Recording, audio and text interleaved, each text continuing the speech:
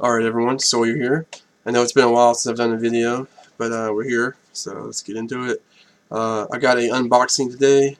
Now this is not a random unboxing like I do sometimes. This is I actually know everything that's in here. I mean I might have forgot a few books, but you know I picked these out. Basically just some dollar books I picked out from newcadia.com and their little dollar section. They have a dollar section and they have like a 50% 50 cent and under section. So sometimes you can get books for like 30 cents and stuff like that. So I did buy a few books from there, but most of these are dollar books. So it just came in, so I'm just gonna go ahead and I've already opened it, but I'm just gonna go ahead and start going through it, show you guys what I got. Sorry, if you guys are not familiar, Nucadia is it's a online bookstore, comic book store. It's actually one of the I don't know if it's quite as famous as some of the other ones like Midtown and all that, but it's a pretty big store. They got a lot of stuff. They sell a lot of people's collections on there. I mean, they have a lot of books, and you can buy keys and stuff like that too. But what I mostly like to do at them, I like to buy like older, or I like to buy like secondhand kind of dollar books from them. You can usually get a lot of good deals on like cheaper books because they have so many. They'll buy so many high volumes of cheaper books that they'll try to get rid of them like at a cheaper price. It also goes by how long the book's been there. And when you're looking at copies of a book, it will show you like how long each book has been in the warehouse. So say you buy an issue that's been in the warehouse for 4 months, but there's also an issue that's been in the warehouse for 12 months. The 12-month one is going to be probably like a 20-30% lower price than the other one. So yeah, I do like to go through there and pick up stuff sometimes. I say that I've always shopped there twice, but that's actually kind of often for me. Shop at the same place. And it's pretty cool. They always give you both times I've been there, they've given me this cool little mouse pad. So I'm probably gonna start using that. It's got like advertisements on it. It's got a little coupon on it that you can use. It's kind of cool. They also give you a invoice, as you can see right here. It has a list of all the books and all that cool stuff. It's also got like a newsletter on the other side.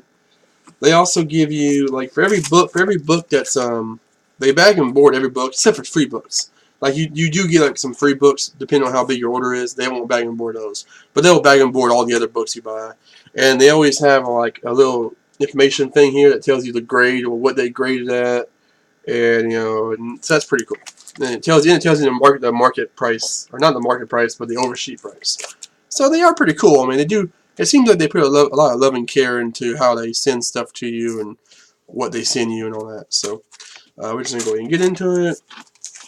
First book is the free book I got, which is this is Darth Maul book. It's Halloween Comic Fest. I guess this was. I'm assuming this is like a promo or something that was given out.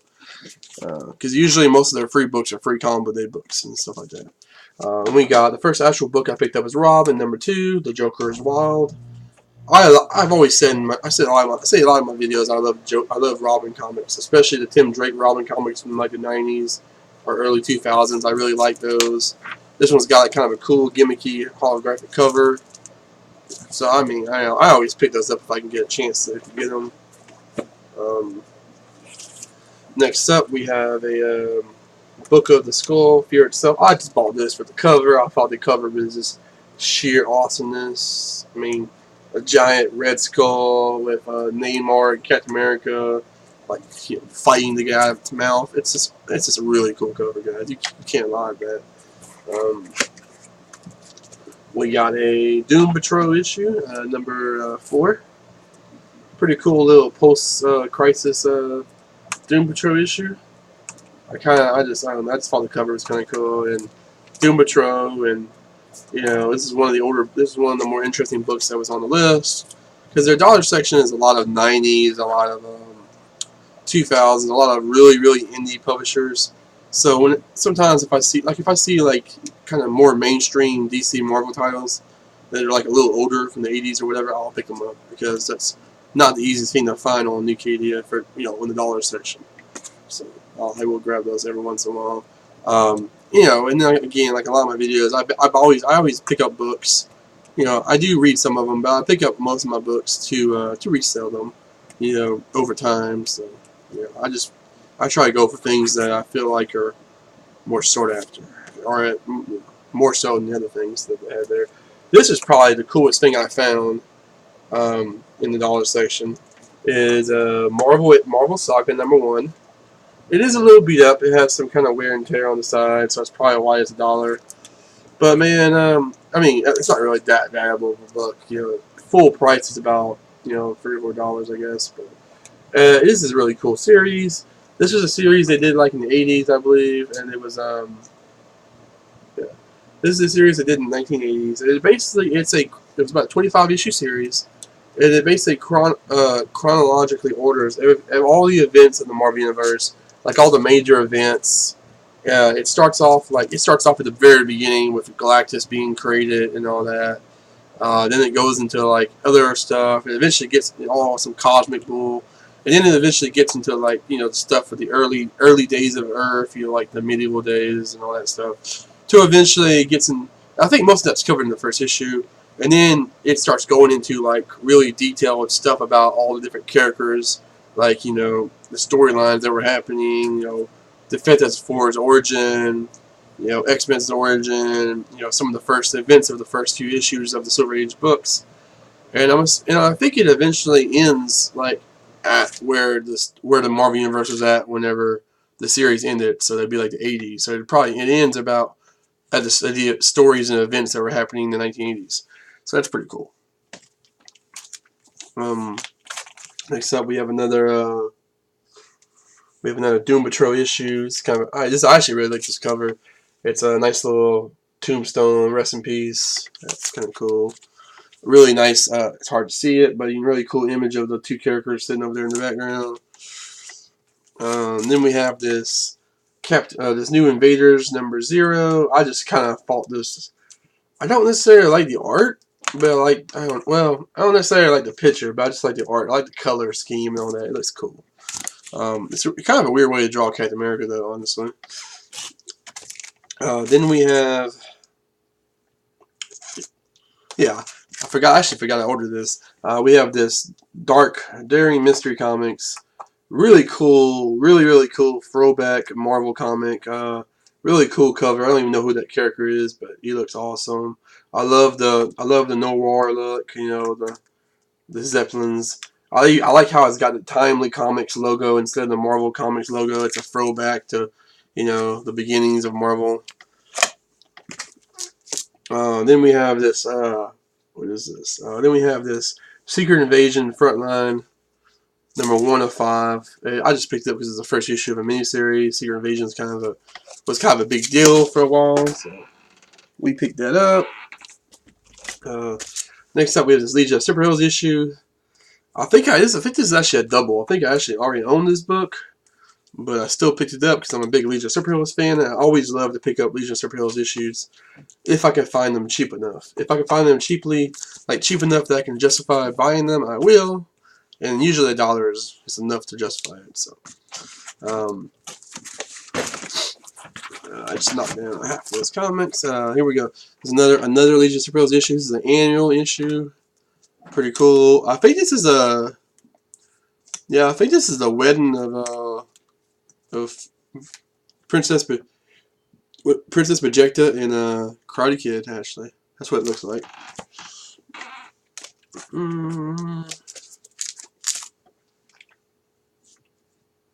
Yeah, I think I talked about this already. Because I actually got this book in I actually got this one in a what do you call that, box unboxing that I did the other day. I didn't realize this was in there, because I already ordered this one before. But I think the other one's in better shape than this one. This one's got it's got a little crease at the top there. But it's just a really cool Vigilante '80s cover. I like Vigilante. I like Vigilantes in general, not the actual character, but I like the actual idea of Vigilantes. I love them. You know, Punisher, Daredevil, Batman, Green Arrow. They're all awesome. Here we go. This is Challenges of the Fantastic #1. This is one of those, you know, classic DC Marvel hybrids. It's the Fantastic Four and the Challengers of the Unknown kind of mixed together. Really kind of cool little cover. I just like the reimagining of the characters. So that's pretty cool. I always pick those up because those are kind of like, if you can find them in good condition, they're always pretty popular with people, with buyers and stuff. You know, just cool things to have. Um, then we have this XFactor, you know, Mephisto versus the XFactor. I just thought this was a cool cover. And you don't really see too many books with Mephisto on the cover. He's just not like a really, he's not like a super mainstream villain or, you know, character or whatever. So that's always cool. Then we picked up pretty cool little first issue of Hawk and Dove. I like Hawk and Dove. I think they're one of those. They're one of those kind of unique, you know, little like, you know, underutilized characters. So, you know, if I could find an issue of them, I like to pick it up. Okay, then we have this issue of Who's Who. This is number. What is this? Actually, what is this? They don't go by numbers. They go by the letters. This is the D's. So all the D characters. Pretty cool. So Who's Who is basically a series that it basically just collects all the different like stories of each character. Oh, not stories, but it tells you the history of all the characters. Like it's split up. This one's like certain, you know, you got, so you'll basically tell you like one page will be the history of the Daily Planet. The next page will be you know, Dawnstar and Deadman, and it just keeps going. They usually have like a 1 or 2 page spread of each character. They usually have an illustration, and it kind of just tells you, like, they'll have some basic information on the side, like their hair color and their height, their first appearance, all stuff like that. But then on the other side, it'll go in depth, like a short summary of all their basically like their biggest things they're known for, kind of like their biggest storylines, you know, basically their role they play in the universe. So they're really cool. And before the internet, this was the main way you would learn about characters. Like if instead of just reading all these comics, you could just go in here and read these characters. Like my brother's about 40-something years old, and he's always telling me how when he was younger he used to pick this up all the time, and he would just kind of skim through them, and he would see a character, let's say, for example, he told me these books is how he learned about the JSA. Like he never knew what the JSA was before then. But then he was reading one of these, and you come across a character like Dr. Midnight, and you're like, who the fuck is Dr. Midnight? You start reading that character's page, and you'll be like, you might get interested. You'll be like, oh, dude, this guy's blind, but he can see whenever there's complete dark, and he's a doctor, and he's a member of the JSA. Like, what is the JSA? So, these were a cool way for the clientele to learn about characters, but it was also a good way for DC to make some sales because, you read about these characters, like, oh my god, go find their issues. So you go find, back issues, or you would go to the comic shop and pick up the issues. So yeah, they're really cool. And Marvel did one too. Marvel did Marvel does a series that's basically the equivalent, and it's called the Marvel Universe. Right? Yeah, I think it's called Marvel Universe. What it's called. Then we got this. It's a prelogue to Deadpool, of course. This is kind of a silly cover, and it's Deadpool. People like Deadpool. Me, not so much. I mean, he's alright, but I have this funny thing where I don't really like overrated characters, or like I don't like super mainstream characters that are like just super popular. Like, I mean, I like them. I tend not to be a real big fan of them. I tend not to buy a lot of their stuff because I just feel like they're just too oversaturated, and like, there's too many other fans. Like, I'd rather spend my time and money, reading, learning about other characters that are more little known, that are not as well established. And this is how I am. So, characters like Spider-Man, and Batman, I actually like. I think they're cool characters. I think they have cool concepts. But they're so mainstream. They're so popular. There's so many fanboys. I don't care. I don't want to be one of those giant mass of Spider-Man fanboys that has to own every Spider-Man book. So instead, I'll grab a character like, I don't know, let's say Plastic Man is a character I really enjoy. I'll pick up a character like Plastic Man, or a character like Deadman, or but even Punisher, who's pretty mainstream, but he's not on the same level as Batman and Spider-Man, or even like Wolverine or Deadpool. But I'll pick up I'll start reading these characters and focus on them instead of characters like Superman and Wonder Woman and Batman and all that. Anyway, I felt like I was ranting there. Hey, get off the table. This cat's always on my table. Then we got Secret Origins, starring the Legion of Superheroes and the Atom. Secret Origins is basically a comic book series that DC did, and it's basically like each issue would have like two different characters or two different titles. Like this one's a team, and then there's a character, and they would basically give you like it would basically tell you the origin story for those characters, like some background. A lot of times they would tell you, it would give you like background that wasn't previously released before, like if they changed the origin, or if a character's never had an origin, or if the origin wasn't well known, like if it just appeared one time in like a giant size special, like in 1962. They would probably put it back and redo it and put it in this issue to get it more mainstream. And again, before the internet was all super popular, you could just Google this stuff. These were like the main way you would know how a character started. Like, unless you were reading the Atom comics back in like 1935 or whatever, you wouldn't even know. Like, you would not know the origin of the Atom. The average person, the average DC Comics reader, wouldn't know that. So that was a way to learn. Here we got another Robin book here. This is Robin number 2. The Joker's Wild. It's part of the same little miniseries. This is number 2. I like this cover. It's very disturbing, very creepy. That the Joker's like really happy, and this person that's not very happy is about to get some treatment. So let's see. And then we got what else we got? I think I can get it out of the box. Then we have this Son of the Bat. This is part of the Kingdom, number 1, which I don't actually know. This is pretty cool. This is like a little tie-in book that basically like ties in and gives you more story about the Kingdom Come storyline, which was like a 12-issue, or is it 12-issue? It was like a miniseries that was done by Alex Ross and I think Mark Waid or something. It's a really cool miniseries. It's like a future alternate version thing. It's really cool. But anyway, this is a book that kind of goes into that some more. Focuses on these particular characters, Batman. It also focuses on what's her name, Nightstar? Yeah, I think her name is Nightstar. She's the daughter of Firestar and Robin, Dick Grayson. So it focuses on her, and I think that's supposed to be Damian over here. Because cool fact, I don't know, some of you guys might know this that's watching this, but cool fun fact is that Kingdom Come, it came out like years ago, is the first. It's possibly the first appearance of Damian Wayne. I don't know if it's not really. It's the first appearance of what would be Damian Wayne, because way back in the day, you had the storyline like I think it was in the 80s where Batman, he had like a one night stand or something with Talia, or I think Talia roofied him or whatever, something like that, and she had a son for him, or she had a kid. But I think at the end of the story, it was said that she lost the child or something. I'm a little fuzzy on those parts of the details.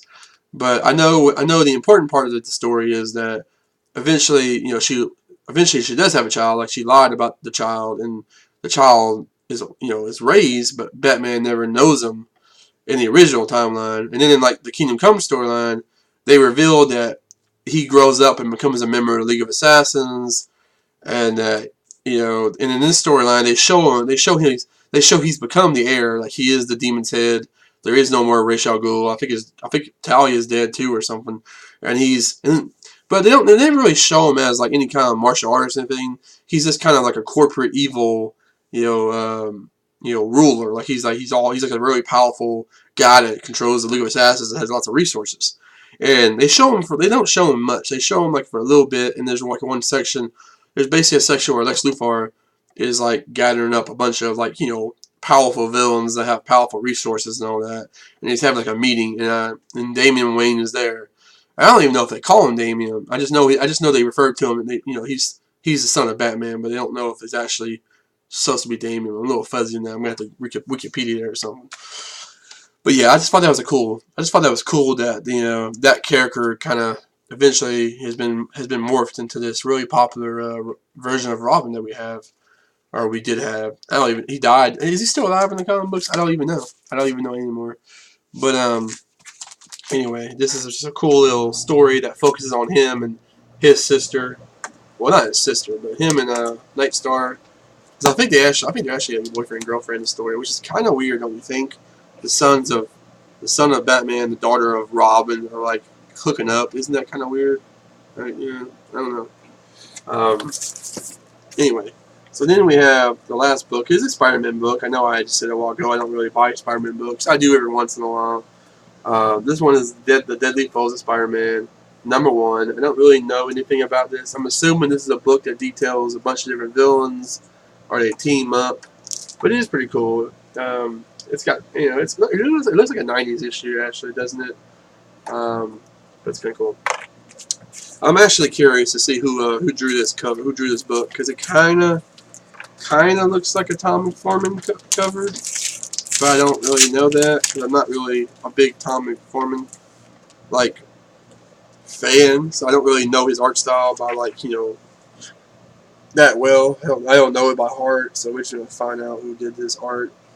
I'm assuming that is the penciler the artist? Is that just what they call the artist now? The main artist, I mean. So yeah, penciler is yeah, well, it's not Tom McFarlane, that's for sure. Right. So, but yeah, I thought that was a cool book. Picked it up. So that is my haul, guys. That is what I picked up from Nucadia.com. Pretty cool place. If you ever want to check out some cheap books, maybe fill in some issues of some runs that you haven't been able to find lately, you can probably find them there, and you'll probably pay less for them than you would like on eBay or anything like that. Actually, most likely you'll pay less for them than you will on eBay. And then if you buy enough books, you get free shipping. So that's cool. But anyway, thank you guys, and see you guys later.